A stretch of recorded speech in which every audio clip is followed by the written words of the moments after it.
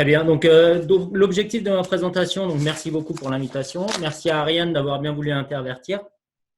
L'objectif de la présentation, c'est d'une part de présenter l'intérêt d'un observatoire au travers des eaux usées, même si tout le monde en est convaincu, de remontrer, à part quelques chiffres, quelques exemples, que les eaux usées sont un bon indicateur de l'état de santé des populations. Et puis, dans un deuxième temps, de présenter un peu les actions qui sont menées dans le cadre plus spécifique de la pandémie liée au SARS-CoV-2 et au Covid-19.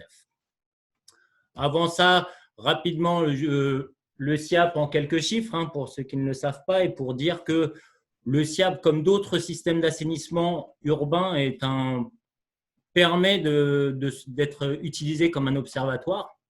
Donc, les quelques chiffres, c'est 9 millions d'habitants, 2000 km² à peu près, et 2,5 millions de mètres cubes d'eau usée par jour en temps sec. Voilà.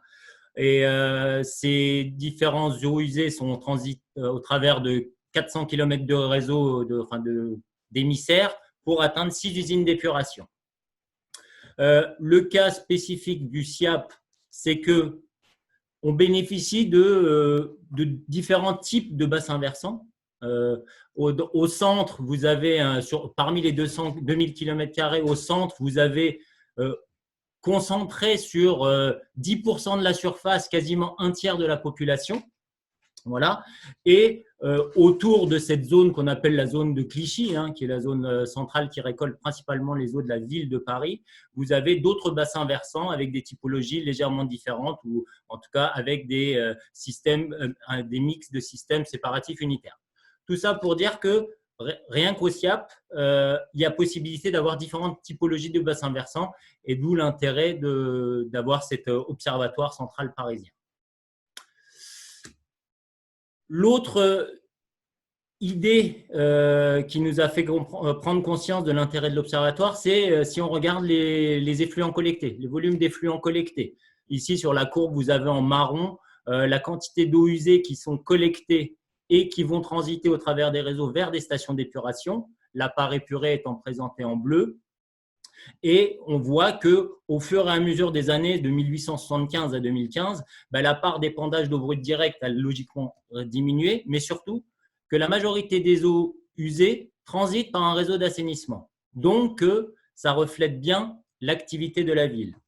Donc, au travers de ces eaux usées, on peut voir d'une part l'évolution des infrastructures, l'évolution des activités liées à l'urbain au travers des apports directs des avaloirs, mais aussi avoir un suivi des consommations, que ce soit des consommations au travers du corps humain ou des utilisations de l'eau au travers des différents usages d'eau qu'on a.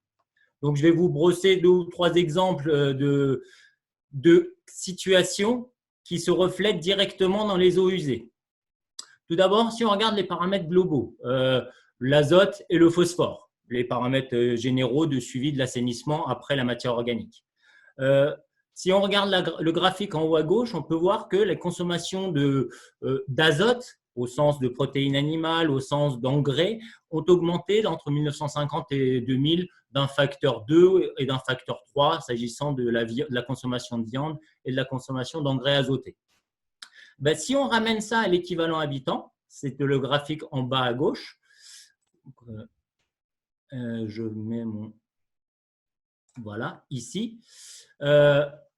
Ici. On peut voir que si on considère qu'un équivalent habitant, c'est 60 grammes de DBO et 138 grammes de DCO, que très logiquement, la quantité d'azote par équivalent habitant est passée d'à peu près 12 grammes à 15 grammes sur les années 90 à 2015.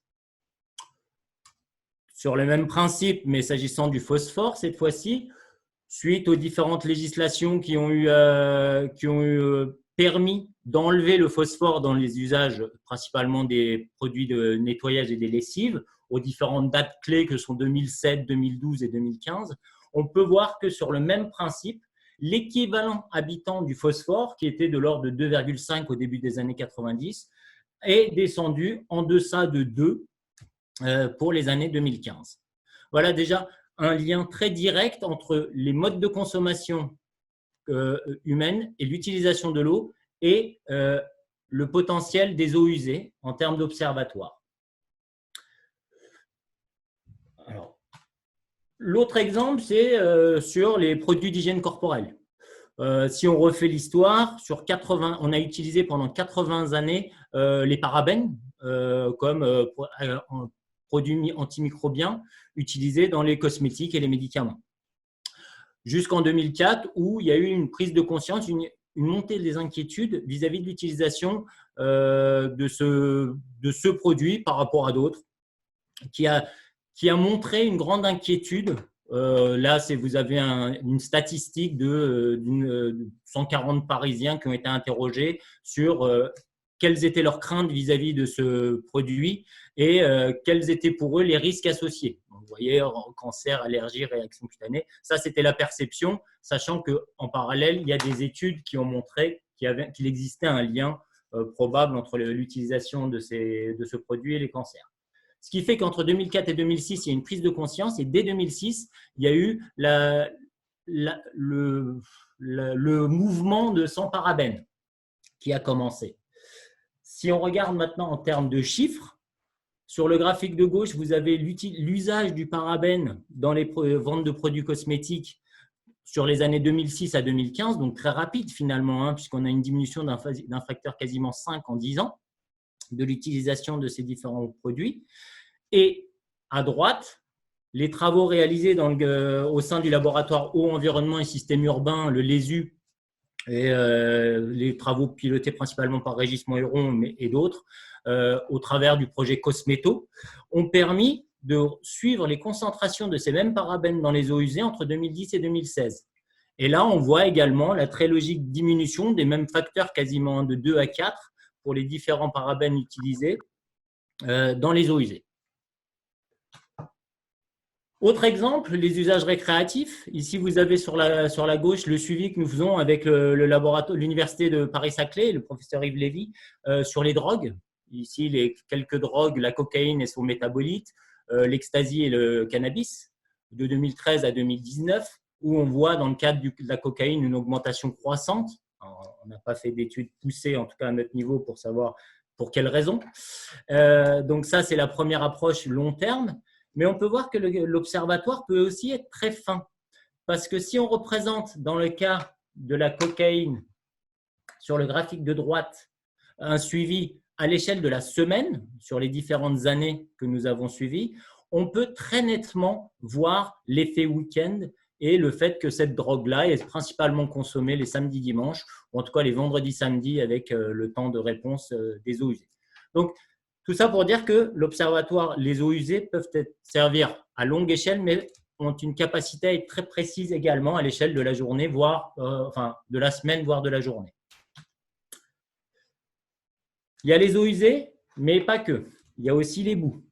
Bon, les différents exemples précédents concernaient les eaux usées. S'agissant des boues, évidemment, il faut prendre en compte des composés ou des paramètres qui ne s'altèrent pas, qui partent dans les boues, donc qui sont plutôt hydrophobes, qui sont conservatifs, qui ne se désagrègent pas ou ne se décomposent pas au contact des différents procédés de traitement des boues, tels que la digestion, les déshydratations physiques ou les déshydratations thermiques. Mais on peut voir que si on regarde l'utilisation, ou en tout cas les émissions anthropiques des principaux métaux lourds, zinc, plomb, cuivre, chrome et le cadmium en dessous, sur la deuxième moitié du XXe siècle, de 70 à 2000, il y a une baisse sensible de ces émissions dans l'environnement. Et bien, si on regarde la même chose sur les boues, on peut voir que la décroissance est quasi immédiate, ou en tout cas ça, ce sont les boues déshydratées de l'usine Seine-Aval, où on peut voir que les tendances sont tout à fait fidèles à l'utilisation de ces éléments, de ces composés. Donc voilà, tout ça pour illustrer que les eaux usées ou les boues sont un très bon observatoire des activités liées à la ville. S'agissant maintenant du Covid et plus généralement le suivi des épidémies, les actions qui ont été entreprises sont au nombre de 3. D'une part, c'est suivre l'épidémie au travers d'un observatoire permettant d'avoir une vision de la circulation virale et en termes d'alerte précoce, ou en tout cas un indicateur précoce de la pandémie, dans les eaux usées évidemment, mais On a essayé également de travailler sur la rivière, s'agissant que la problématique de la rivière, ce sont principalement les niveaux de concentration. Donc là, il faut développer également des outils permettant de filtrer une certaine quantité d'eau pour pouvoir avoir des niveaux suffisants en termes d'analyse.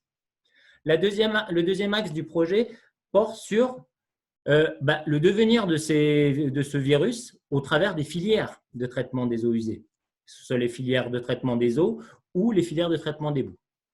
Et enfin, le travail qui reste le plus compliqué probablement à mener et sur lequel on est en train de réfléchir, c'est évaluer le caractère infectieux de l'ARN viral, puisque dans ces précédentes étapes, on ne recherche que l'ARN viral, et donc c'est de lier cette présence d'ARN viral à un niveau d'infectiosité. Voilà. Donc, concernant le suivi de l'indicateur des eaux usées, dans le cadre du SIAP, on suit 3 bassins versants, les 3 typologies de bassins versants que je vous ai présentés en introduction, urbain et plutôt séparatif. Et on a vu le caractère potentiellement d'indicateur précoce du suivi de l'ARN viral dans ces eaux usées, puisque si on se remet début mars, alors qu'on est de l'ordre de moins de 100 cas avérés en France, on a déjà des concentrations qui augmentent significativement par rapport au niveau de fond dans les eaux usées, avec des pics qui ont été relevés dans ces travaux-là de l'ordre de 6 puissance 6 génomes par litre, unité génomique par litre. Pardon. L'idée maintenant, c'est dans le cadre de l'observatoire épidémiologique Aubépine, l'observatoire épidémiologique des eaux usées, c'est d'étendre cet observatoire à d'autres grandes villes, ou pas forcément grandes, à d'autres villes en France, mais également à l'international, pour avoir une vision très claire de la pandémie de manière précoce ou de manière suivie tout simplement. Donc ça, c'est un observatoire qui est en cours de mise en place, notamment avec les virologues de l'université de Sorbonne Université. Et enfin, en termes d'observatoire sur les effluents, l'idée, c'est de travailler sur des organismes filtreurs, donc des moules d'eau douce, des Dressen, pour voir s'il y a une possibilité de suivre sur une longue période de temps la transmission de ce virus des stations d'épuration vers les milieux naturels et leur concentration. Donc, ce travail est en cours avec l'Université de Reims et M. Alain Geffard. Et la dernière approche sur laquelle je vais parler, c'est sur le devenir dans les stations d'épuration. D'une part, la stabilité de ce virus. Il y a tout un travail qui est en cours sur évaluer la stabilité de ce virus sans traitement approprié, donc par incubation, voir combien de temps l'ARN viral met pour se dégrader, pour se décomposer, et que ce soit dans les effluents ou dans les boues. Le deuxième travail porte sur les filières de traitement conventionnelles, culture fixée, culture libre, bioréacteurs à membrane. On a essayé pendant la période de confinement et notamment pendant la période de présence du Covid à forte concentration dans les effluents, de suivre l'efficacité de ces filières de traitement pour avoir les notions d'abattement et d'efficacité. Notre expérience préalablement menée sur d'autres paramètres que sont les Escherichia coli, les entérocoques, ou alors les virus de bactéries, les ARNF phages, bactériophages, nous ont montré déjà que les abattements étaient compris entre 1 et 2 logs. Et dans le cadre du Covid, il est apparu que les premiers résultats montrent un abattement de l'ordre de 2 logs entre l'entrée et la sortie des filières de traitement biologique. Et très logiquement, sur les études précédentes, on avait vu que, s'agissant des BRM, l'abattement allait jusqu'à même 3 logs concernant les ARNF, qui sont un des indicateurs viraux utilisés pour l'activité humaine. On développe aussi un travail sur les procédés tertiaires. Donc, on a beaucoup travaillé sur les procédés sur charbon actif, en micrograins ou en poudre, au travers d'une collaboration avec SOR Stéro. On travaille sur les procédés d'oxydation à l'échelle laboratoire ou les procédés d'oxydation chimique de l'échelle laboratoire à l'échelle industrielle.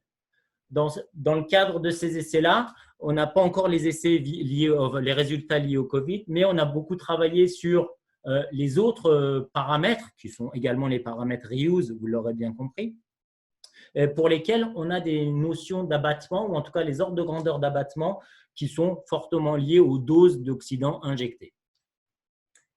Et enfin, je finirai là-dessus pour dire que, en plus de filière eau, nous avons lancé une campagne d'échantillonnage pendant la période du confinement sur les filières boue.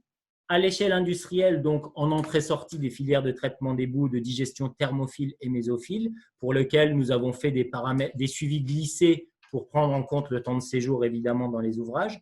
Mais également, on a lancé une série de tests à l'échelle laboratoire sur des analyses type AMPTS pour voir les cinétiques de dégradation de cet ARN viral en fonction des modes de digestion, qu'elles soient thermophiles ou mésophiles. Et voilà, et j'en ai fini avec cette présentation qui, Emmanuel, a duré 16 minutes. Bravo, c'est passionnant.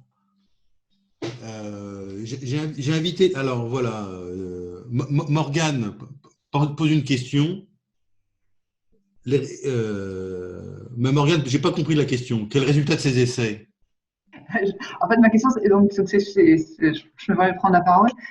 C'est super, du coup, effectivement, c'est très intéressant à la fois en termes d'observatoire et puis par rapport aux questions qu'on se pose sur effectivement la stabilité du virus à la fois dans les eaux et dans les filières de traitement. Et je me demandais si vous aviez déjà, si vous pouviez nous faire en avant-première, là, est-ce que vous avez déjà quelques résultats sur effectivement la survie du virus dans les eaux ou dans les boues, avec une petite question de mon côté en particulier sur la question de la métallisation mésophylle, si vous avez quelques petites données.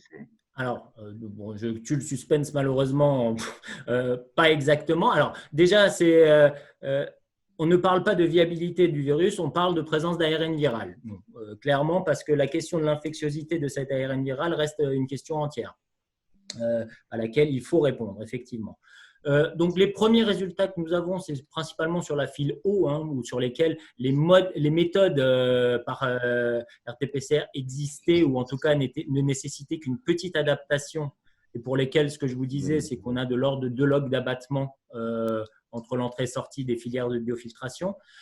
La question sur les boues est un peu plus lente, en tout cas en termes de résultats, puisqu'on doit finaliser le développement des méthodes justement sur des matrices aussi complexes que sont les boues d'épuration, pour être sûr qu'une fois qu'on y injectera nos échantillons Covid, ça ne soit pas un problème méthodo qui mette en cause les résultats. Il y a beaucoup de questions sur la méthanisation. C'est un sujet qui…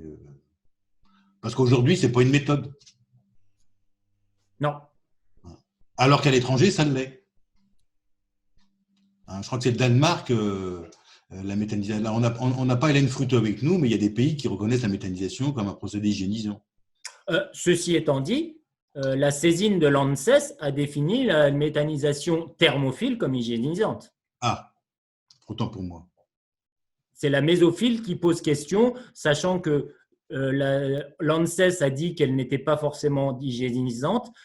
Maintenant, partant du principe qu'une digestion mésophile a un temps de séjour de 15 à 20 jours, c'est là-dessus que nous travaillons pour apporter des éléments de réponse. Maintenant, voilà, il y a déjà un avis prononcé sur la digestion thermophile, pareil que équivalent au compostage, où le compostage a été défini comme une technique hygiénisante. Mais la question après, c'est la cohérence avec la réglementation sur l'eau au sol. Voilà. Le compostage permet aujourd'hui, et j'espère demain, de faire les choses sans plan d'épandage. Le digestat, aujourd'hui, non, quel qu'il soit. Voilà. Mais ce sera sans doute un autre débat plus tard. Voilà. Oui. Merci beaucoup.